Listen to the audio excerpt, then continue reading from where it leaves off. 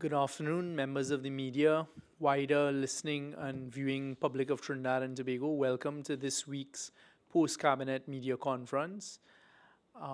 We have a very compressed time today due to the commitments of the Honorable Minister of Finance, who is here with me today, and I'll pass it straight over to him. Thank you. Thank you.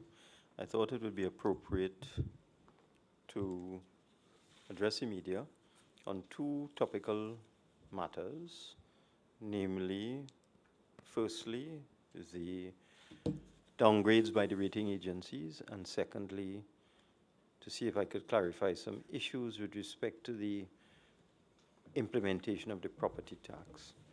Let me deal with the ratings first. Trinidad and Tobago was placed on a negative outlook by Moody's in 2014-2015. And whenever one of the rating agencies places you on a negative outlook, they do an annual evaluation. So we've been on a negative outlook since then. We maintained our negative outlook in 2016 with a downgrade to the lowest level in the investment grade. And Moody's came, as they are required to do, to look at our situation in 2017. Standard & Poor's has the same approach, that whenever a sovereign nation is on a negative outlook, they do an annual review of the credit rating. When countries have a stable or a positive outlook, the ratings are not done so frequently. But because we have been on a negative outlook for some time, the two rating agencies did their annual evaluations this year. And they're normally done in the first half of the year, usually in the month of April. So both Standard & Poor's and Moody's came to Trinidad and Tobago. Standard & Poor's adjusted our outlook from negative to stable and lowered our rating from A- to BBB+. BBB+ is an investment grade rating and is still fairly high up in the table of investment grade ratings.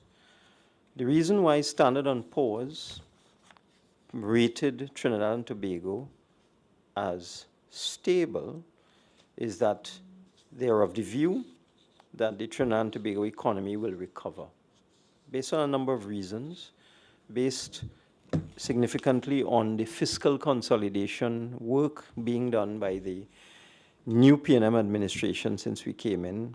And in this context, fiscal consolidation means trying to bring the accounts into balance, trying to balance expenditure and income, so that the country has suffered a severe loss of income since 2014.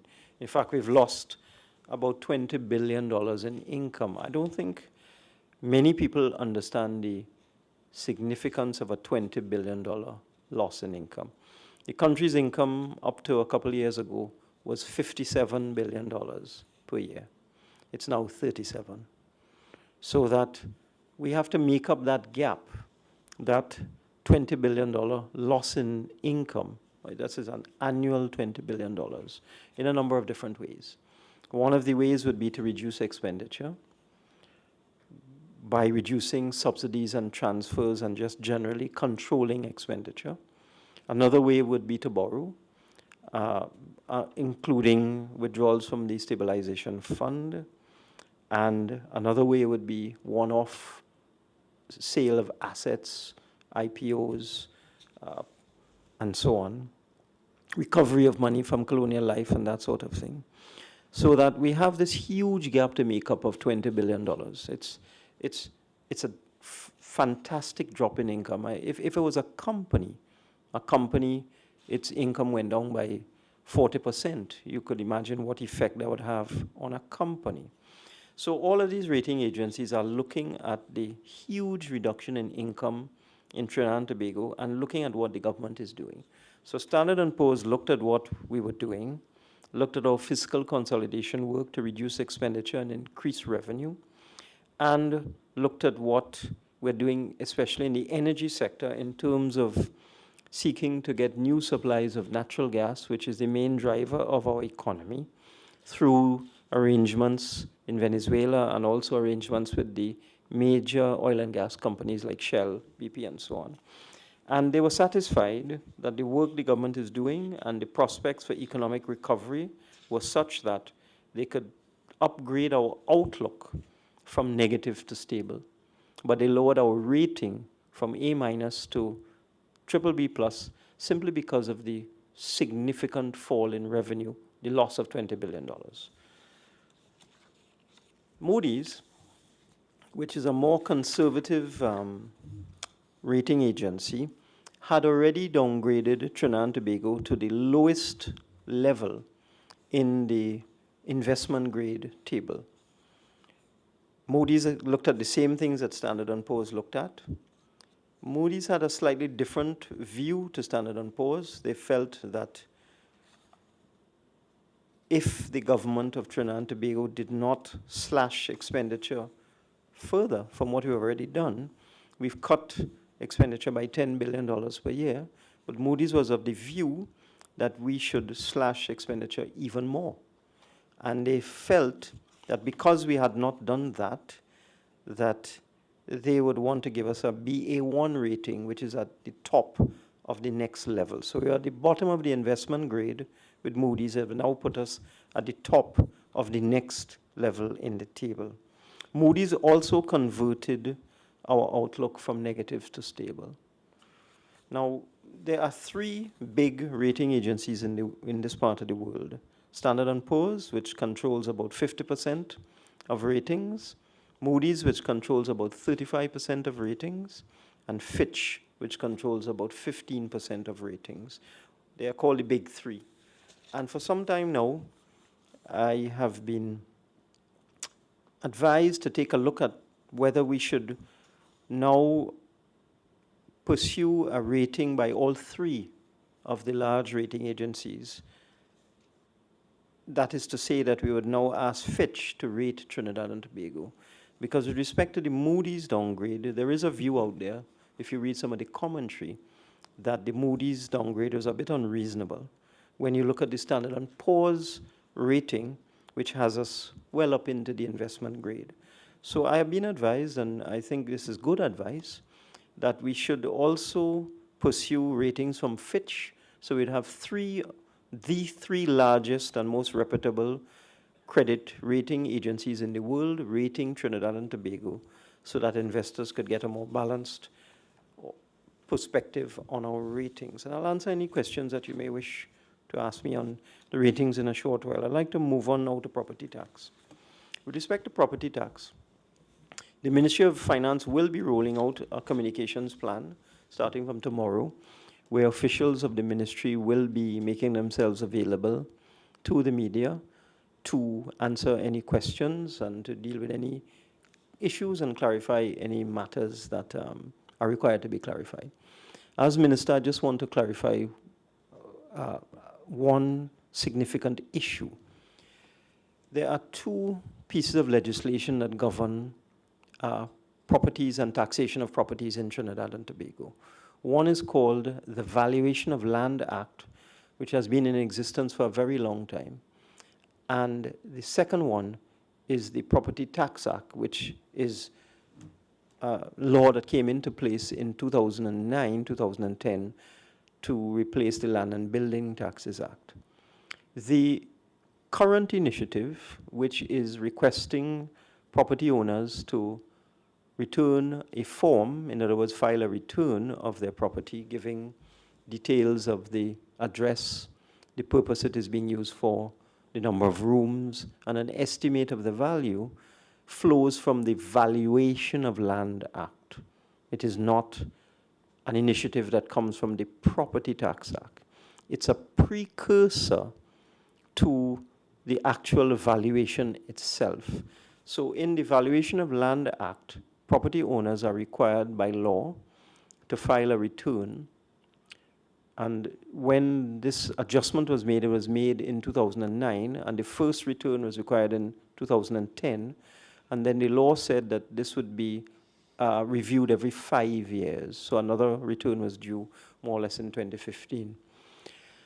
So the Valuation of Land Act asks property owners, file a return and let us know, who you are, where the property is, what type of property it is, what's its size in terms of the number of rooms, and what is your estimate of its rental value. That document is then to be used by the Valuations Division of the Ministry of Finance to put a final assessment value on the rental. Because when the Valuation Division processes these forms, it will look at them. In many cases, there will already be an assessment number. The property will already be on the system. In some cases, properties will not be on the system.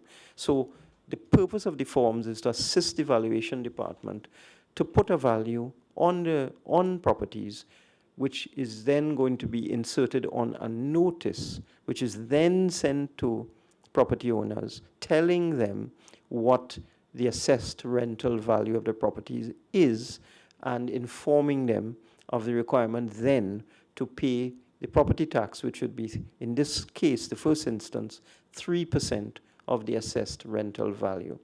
So that the initiative that is in progress right now is a precursor to the actual assessment notice that property owners will receive, telling them what is the assessed rental value of their property and what is the tax that they have to pay. At this point in time, I would now answer any questions that you have.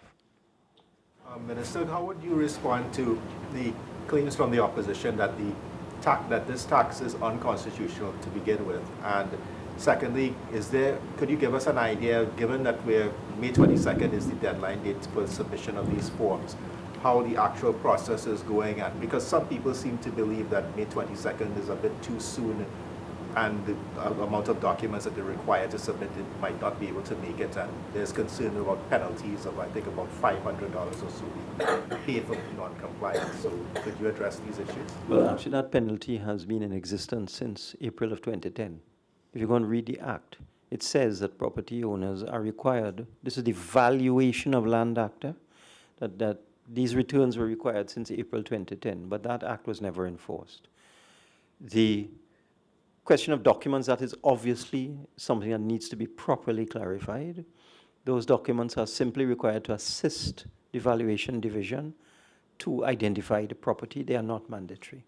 And what has been happening, and what I have asked the public servants to do when they face the media over the next couple of weeks, is to explain the purpose of the request for these documents and make the point that if you have a utility bill, which gives you an address, because the purpose of this initiative, as I said, it's a precursor. It's designed to identify the property and where it is, so that if you have a utility bill, electricity bill, telephone bill, or whatever, that identifies the address. And if you have an old receipt, a land and building taxes receipt, that will give the assessment number. The additional documents are designed to deal with properties that are not on the system, properties that have never been assessed. Because in order to get the original assessment number, there would have been a process that would have required the submission of all of these documents in the first place. I can speak from experience. When I had my own house completed in 1987, in order to get the assessment number, I had to submit certain documents to the Valuation Division then, which is 30 years ago. So I am on the system, I have an assessment number. But there will be many properties that are not on the system, and these are required to identify the property. But for existing people who are already on the system, really all that's required is the copy of the old receipt and a utility bill just to confirm the address. However, if the Valuation Division is of the view that the information is inadequate, then they may decide to make a visit to the property to take a look at it. Okay? And the unconstitutional Well, argument. the question of unconstitutionality, that law has been on the books for the last 8 years. I can't speak to that. That's a matter for a court. We think it's in order. Can you clarify the status of these, as you mentioned, the evaluators or the assessors would be required to visit the property if they feel the information is either inadequate or inaccurate. Could you tell us whether people will have the option of not allowing them to come onto their property? Because that is... I'm glad you brought that up. I'm glad you brought that up. Because the issue goes back to the Valuation of Land Act. Has nothing to do with the Property Tax Act. And it goes back to a legal provision in the Valuation of Land Act that has been on the books for at least 20 years, possibly more.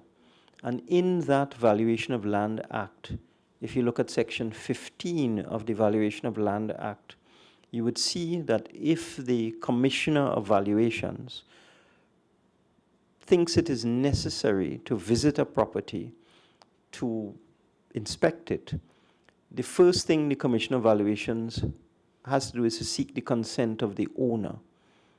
This is an old law. This law has been there for a very, very long time.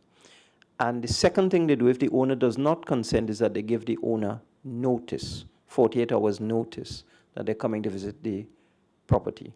But I suggest you familiarize yourself with that section, section 15 of the Valuation of Land Act, because that was there when the Land and Building Taxes Act was in place, that if the Commission of Valuations thought it was necessary to visit a property to inspect it, they would first seek the consent of the owner, and if not, they would then give the owner 48 hours notice they're coming to look at the property, the land actually. Mr. Young, Yeah, this allows us as well to address a situation that arose in Parliament last week, and in fact the Commissioner of Police and the TTPS discussed over the weekend. Last week there was a very irresponsible statement made by a member of Parliament where he made an allegation that has turned out to be completely false, and we deem it to be reckless and an attempt to instill unnecessary fear amongst the public. It was stated that there were criminal acts committed and reports were made to police station at St. Joseph, which have turned out to be completely false, inaccurate, and obviously misleading by that member of Parliament. So we want to assure the public that no such acts have taken place. And the allegation was that persons posing as members of the valuation team from the Ministry of Finance had gone into houses and committed very, very criminal activities on persons and in houses, etc. That is completely false and misleading. And as the Minister of Finance has said, the public servants at the Ministry of Finance will be rolling out the communication plan in the next few days, going on for the next couple of weeks.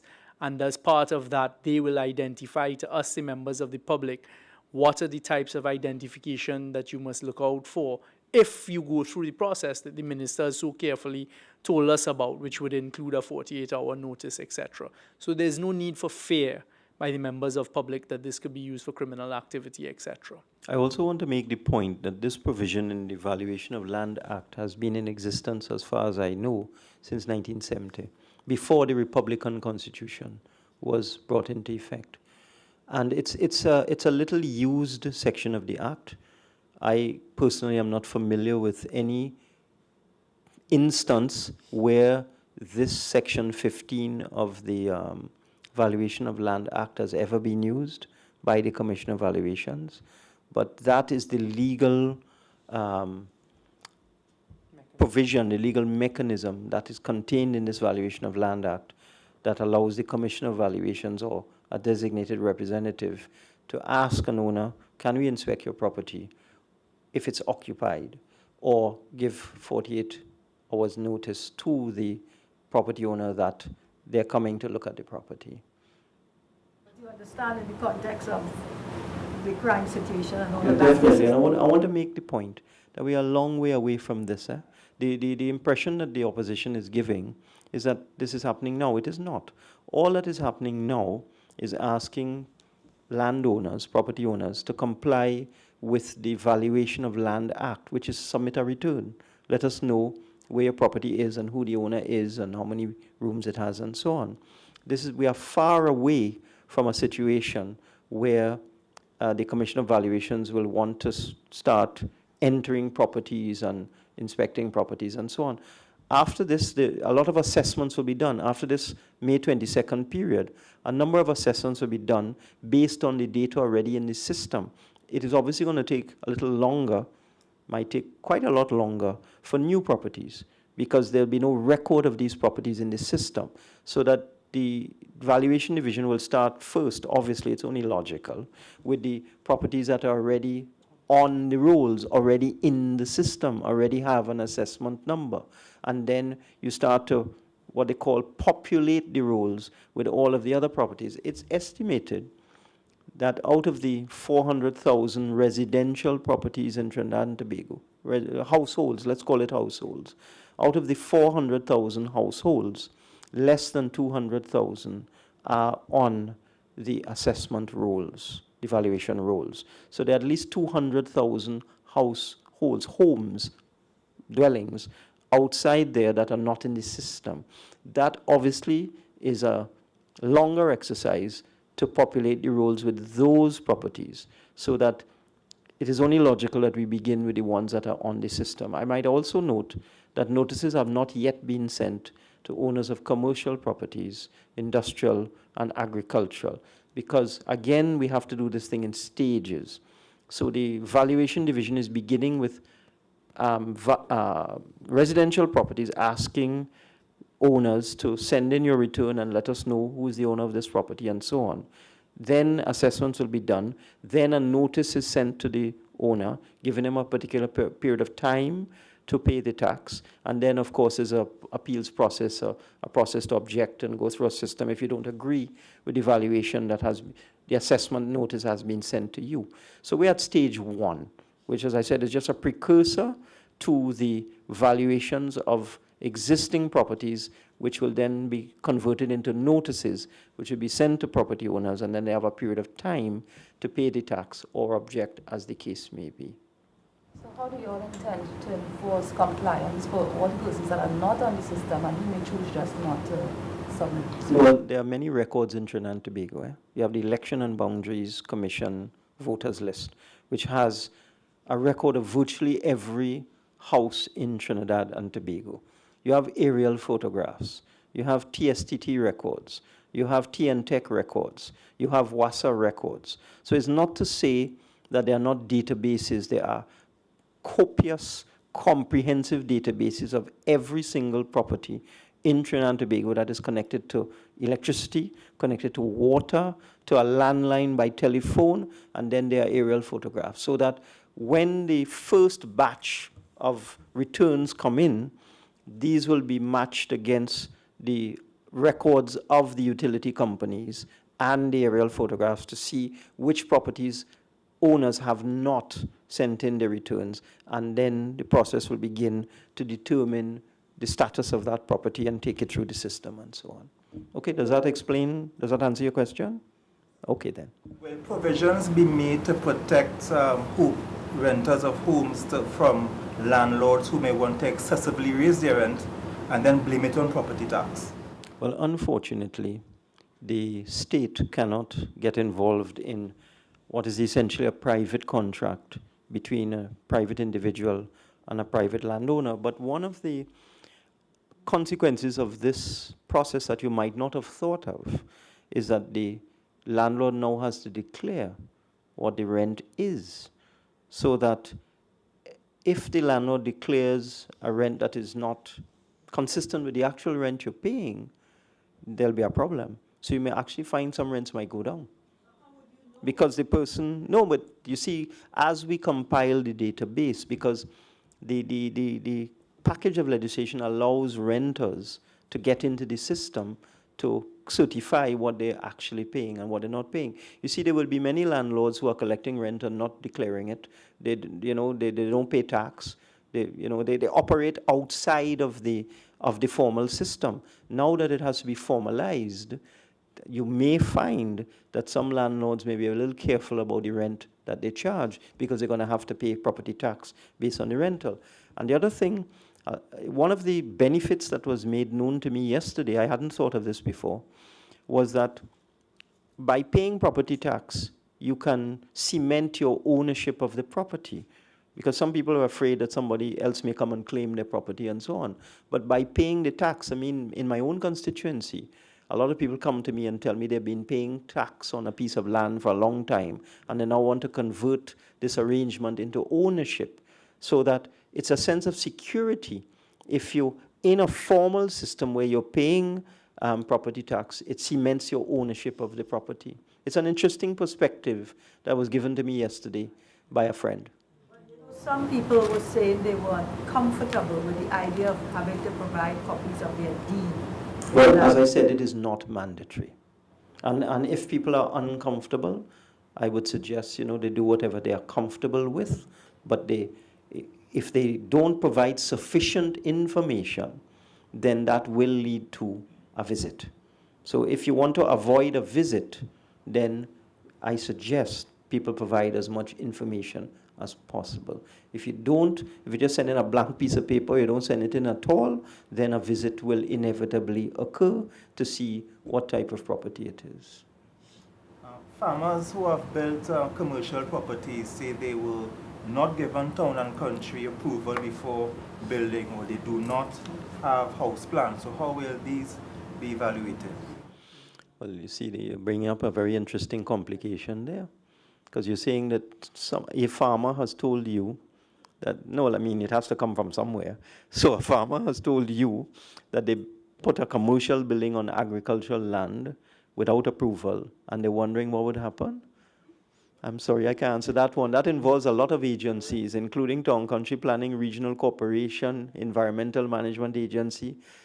That, thankfully, is not the responsibility of the Ministry of Finance.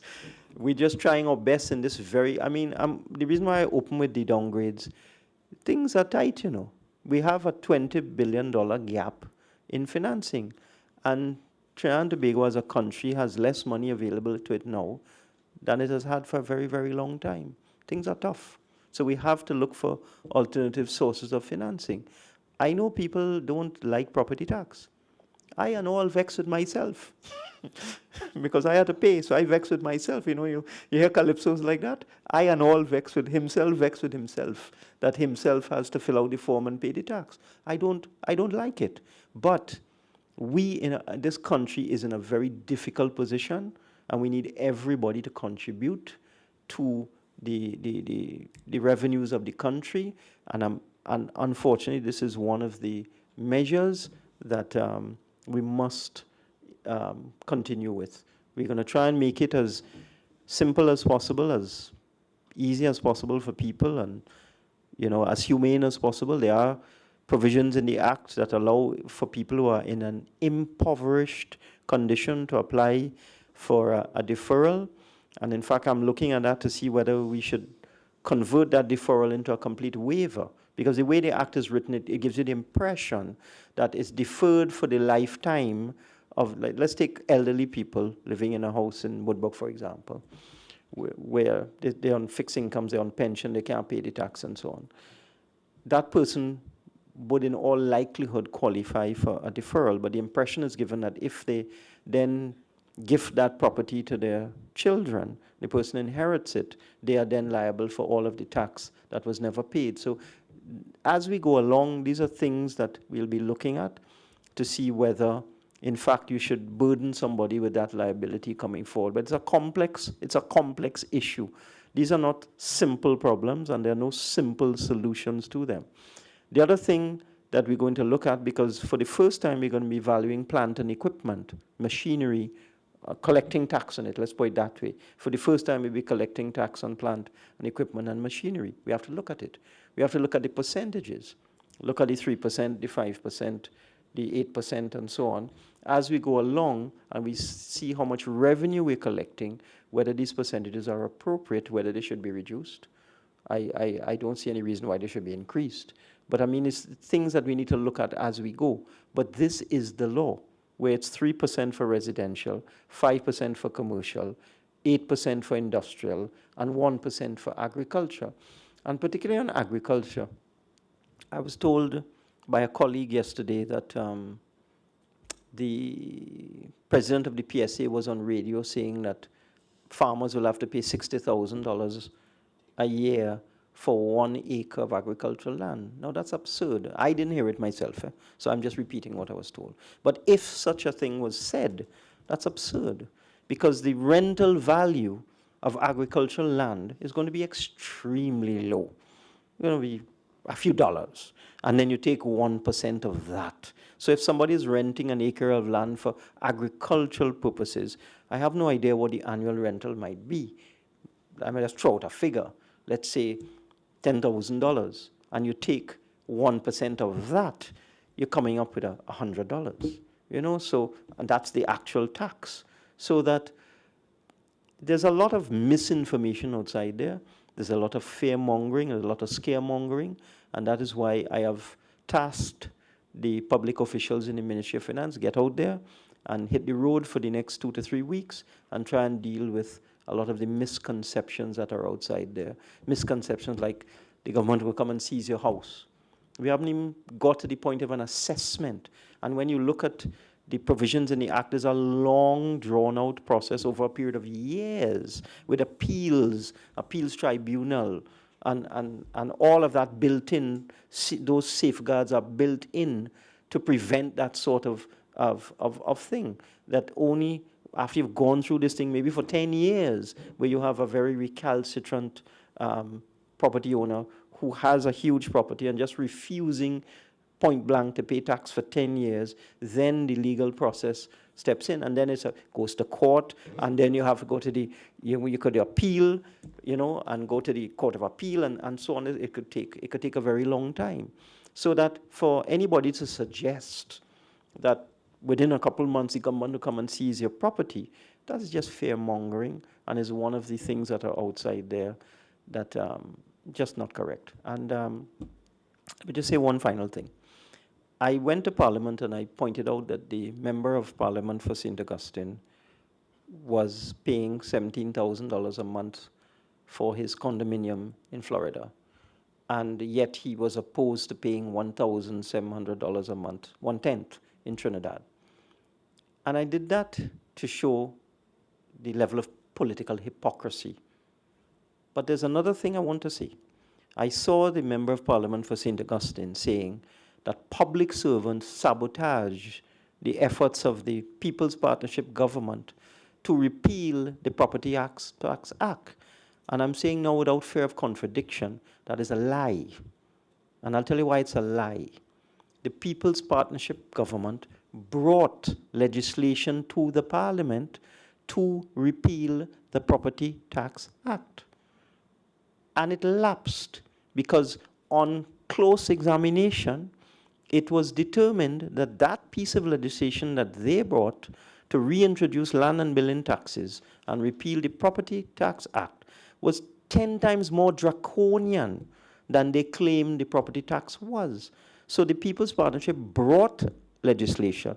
There was no sabotage. There was no anonymous group of public servants in the Ministry of Finance and the Chief Parliamentary Counsel's Department who prevented the People's Partnership government from repealing the Property Tax Act. They brought a bill and let it lapse. So that is a lie.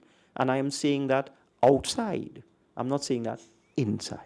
One final question. Does the Ministry of Finance care whether people have town and country planning approvals for their homes? That is not our jurisdiction, thankfully. Thankfully, that is not our jurisdiction. All the Valuation Division is required to do is do an assessment of the annual rental value and then send property owners a notice telling them this is your assessment. You have X days to, in accordance with the Act, to pay the tax, and then if the person does not agree, they go through the appeals process, the objection and appeals process. Okay. So things like approvals and building plans and so on, thankfully, that is not our department and not our responsibility and not our jurisdiction. And we will be staying in our section and not straying out of our jurisdiction. Well, the question is, do they own the property? Do they own the land that they are on? That's a legal question that needs to be answered by the Attorney General. Does a squatter, is he an owner? Because remember, the property tax applies to owners of property. Okay? So that's a legal matter that I've asked the Attorney General to advise on. As you mentioned the word legal, this is actually for Minister Young, actually. I just wanted to ask, we have a current situation playing out within the judiciary regarding the elevation of the chief magistrate to the court and all these other, you're familiar with the issues which are playing out there. I wanted to ask, does the government have a particular concern about what's being played out there right now, particularly in the context of the government's own efforts to improve the criminal justice system? You would be aware of the constitutional concept of separation of powers, and our constitution has placed the responsibility for the appointment of judges with the Judicial and Legal Services Commission. Obviously, as the government of the day, we're looking on and we're observing what is going on. We've seen the statement from the president of the Law Association, which we assume reflects the belief of the Law Association. But at this stage, there is no role for the government in what is going on. We, of course, would want to encourage a properly functioning criminal justice system and stand by ready to continue assisting the judiciary in ensuring that happens for the citizens of Trinidad and Tobago. Last question. Question for Minister Imbert.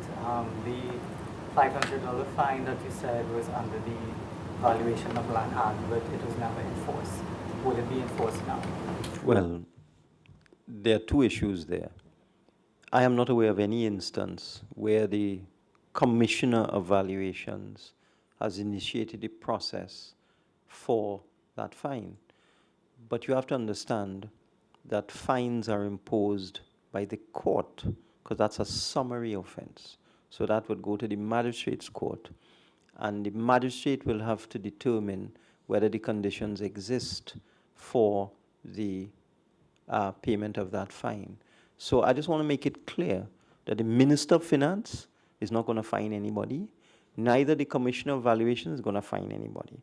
What the Valuation of Land Act says is that if you don't submit your return, which is the form, the Commissioner of Valuations may initiate the process that leads to the imposition of this fine, if you're found guilty, of course, and if the magistrate determines that there's sufficient cause to impose a fine. So again, even though it has never happened, it's in the books, and that I would leave that up to the judicial system. I wouldn't want to comment on that, but certainly Colm and Imbert will not be fining anybody $500. Okay, I'm not part of the judicial system. If I may also add to what the Minister of Finance just said, because I think your question is asking about retroactivity as well. The point is, from 2009 to now, the Commissioner of Valuations would not have sent out the forms requesting you filling it out and providing information, right? So the point is, there are two issues that arise there. One, persons may not fall into the category of non-compliance because you haven't legally been requested to put in your form, and then two, as the Minister of Finance is quite rightly pointing out, for summary offences, there's a 6-month period of limitation. So again, where you have persons in opposition and otherwise trying to instill fear in the citizens of Trinidad and Tobago, it just simply does not exist as an issue. All right, thank you very much, members of the media. Until the next time.